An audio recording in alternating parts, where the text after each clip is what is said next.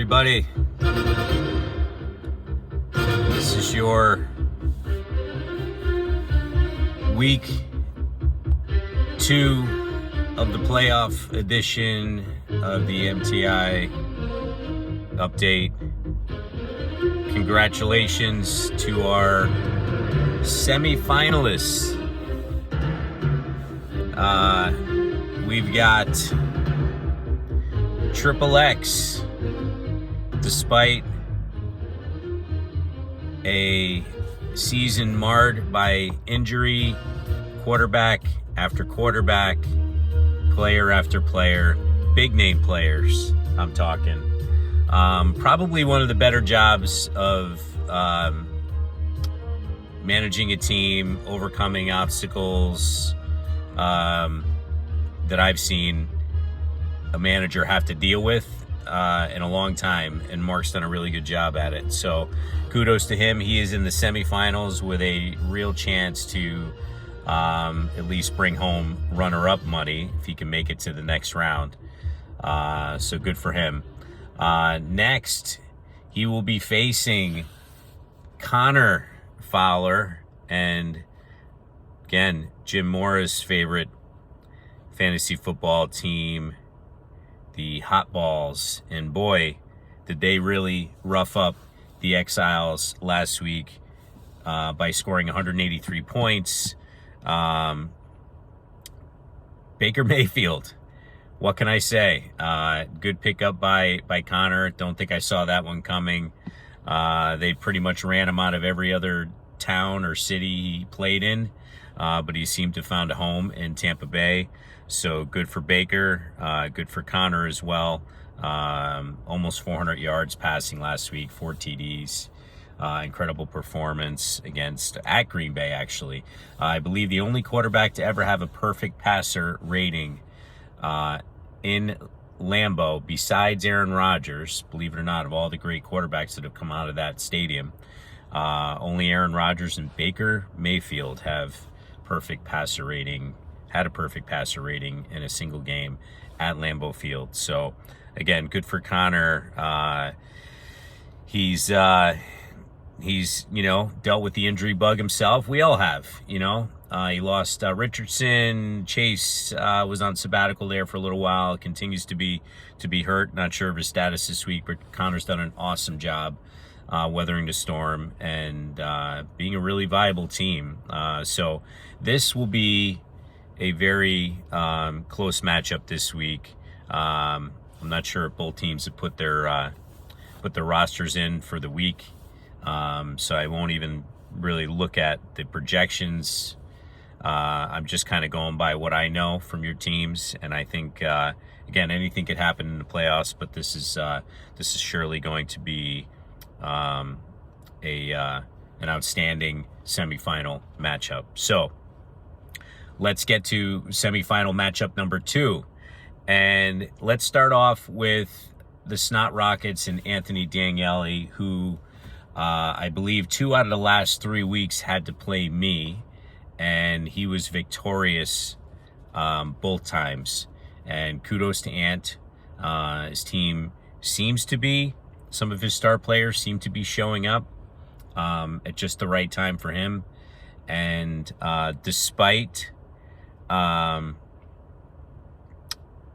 some of the injuries that other teams have had to deal with this season, I believe Anthony has probably stayed pretty clean in that department, and I think it's helped him, especially around playoff time. He's been playing a little bit of streaming quarterback with Gardner Minshew, with Joe Flacco. Good pickup by Ant. And hey, it's I won it with Gardner Minshew last year in place of Jalen Hurts, so in the championship game. So let's see how far the Gardner and Minshew mania can take Anthony in his matchup. Again, great win over me. Great to see you advance to the next round, and realize and validate some of that hard work you put in this season. So good for you. And he is going up against the regular season MTI champion in terms of record, finished first place, 10-4. Also finished in first place by points scored, 1,922, I believe. So, we're talking about the Miami Fowlers. They need no introduction, and they're so good. We changed their name this year, just on the fly. Again, I can't take credit for that. That's Mark Prieg's name, but it's fitting. And as we saw last week, when the Miami Fowlers or the Dolphins are not on their game, and he's missing a guy like Tyreek, which is a huge part of a team. We're talking, the ceiling could be 35, 40 points for him, maybe more. The floor is at least 20. So, tack that on to his score from last week. His 101 looks a lot better at 121 than what he finished with at 101. But that 101.5 was good enough to get him into the semis, probably one of his lower points scores totals of the year. I'd have to go back and look, but it was enough to get over the Super Troopers, who had a golden opportunity to take out the regular season first place and scoring champion in the quarterfinals, and he couldn't do it. He couldn't beat 101.5.